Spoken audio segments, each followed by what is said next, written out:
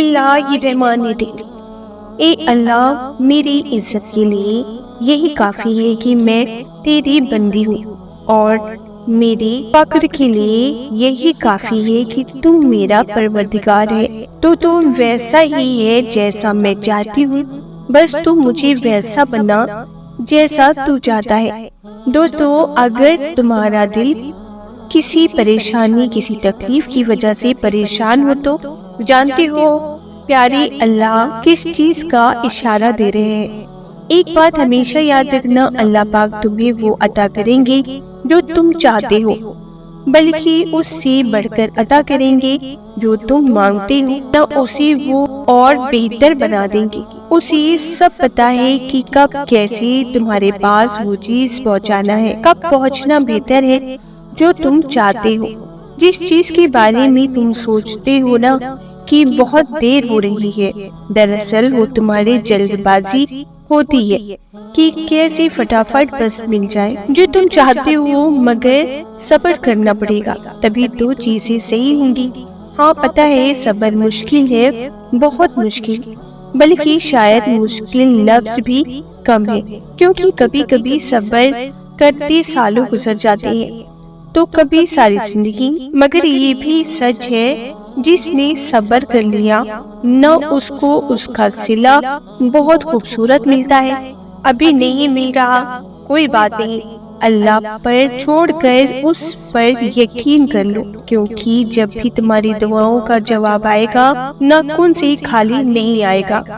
بس اللہ پاک پر یقین رکھو، کیونکہ ان کی تدبیر ہمارے دیکھے ہوئے خوابوں سے بہت خوبصورت ہوتی ہے، اور جب تمہاری نیت صاف ہوتی ہے اور تم کسی کام کو کرنے کے بارے میں ٹھان لیتے ہو نا، تو کائنات کی ساری تکلیفیں حرکت کرنے والا ہو جاتی ہے، اور پیارے اللہ خود تمہاری مدد کرتے ہیں۔ یہ مت دیکھا کرو کہ تمہارے بس میں کیا ہے، بلکہ یہ دیکھو نہ کہ تم جس سے مانگ رہے ہو وہ کون ہے۔ وہ ہر چیز کرنے پر قادر ہے، اس نے اگر زخم دیا ہے تو مرہم بھی وہی لگائے گا۔ اگر اللہ چاہے تو ایک لمحے میں تمہاری سانسیں روک لے، لیکن اتنے گناہ کے باوجود بھی تمہیں سانس آ رہی ہے، تو تم اپنے رب کی کون کون سی نعمتوں کو جھٹلاؤ گے؟ وہ اللہ ہی ہے جو دل کی خاموشی بھی سمجھ لیتا ہے۔ ہم گناہ ایسے کرتے ہیں جیسے اللہ دیکھ نہیں رہا ہو، اور اللہ معاف ایسے کرتا ہے جیسے اس نے ہم کو گناہ کرتے دیکھا ہی نہ ہو۔ دو طرف کی محبت انسان کو غمگین نہیں کرتی، ایک اللہ سے اور دوسری اللہ تعالیٰ کے لیے کسی اور سے کی گئی۔ اگر اللہ کی نافرمانیاں کر کے یا نماز پڑھے بغیر بھی آپ کی زندگی صحیح چل رہی ہے تو آپ کو زیادہ ڈرنے کی ضرورت ہے، کیونکہ اللہ تعالیٰ نے آپ کو آخرت کے بدلے میں یہ دنیا کا عارضی آرام عطا کر دیتا ہے۔ اللہ پاک فرماتا ہے کہ تم مانگو مجھ سے، تمہارا مانگنا اچھا لگتا ہے، مجھے تم کیوں پریشان ہوتے ہو؟ کیا میری قدرت پر یقین نہیں تم کو؟